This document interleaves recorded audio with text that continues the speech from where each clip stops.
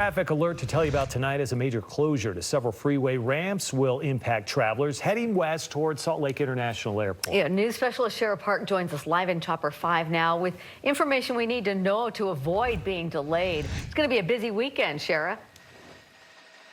That's right. Good evening to you, Mike and Deanie from Chopper 5. It is going to be a busy weekend. This is going to impact anyone who's headed west, out towards the airport, out towards the Tooele area, and so you need to be prepared. As I push in here, I want to show you we're over I-80 and the 215 interchange on the west side of the Salt Lake Valley, and this is where this is going to be focused. Over the last 2 years, we've had some rough winters, and we've had plows and traffic just ripping up our roadways. As you can see, some of the patchwork that's done here, and this is what this is going to be focused on. Replacing that bridge deck, making it nice and smooth, and then just making sure that the structure is sound as well. Now, let's get to a map here to show you what this looks like. So if you have plans to head out, you're prepared. First, the ramp from northbound I-215 will close, as will the ramp connecting westbound I-80 to northbound I-215.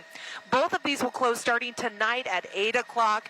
They're set to reopen Tuesday at 5 p.m. That's if weather cooperates and there's no delays. Now, the third closure is an eastbound I-80 ramp to northbound I-215. That will also close tonight at 8, but it's expected to reopen on Monday morning. UDOT says these closures will allow crews to fix potholes and the cracking in the cement caused by our changing seasons. Rather than doing maybe this more drawn-out approach, which would have high impacts and a long duration, we're choosing to take the Band-Aid right-off approach, close it, do what we can as fast as we can in order to reduce the impact to the public.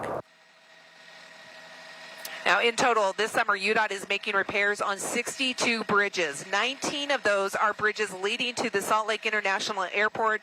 They're on I-80, Bangerter Highway, Redwood Road, SR-201, and SR-202. UDOT says most of the bridges being worked on are about 40 years old, and doing this bridge work now will help extend the life of these structures. The good news is all of the work, if everything goes well, should be completed by the end of the summer. Now, the closures this weekend will last until Tuesday, as I mentioned, but overlapping that on Monday comes the repair to bridges on Bangerter Highway between California Avenue and the airport.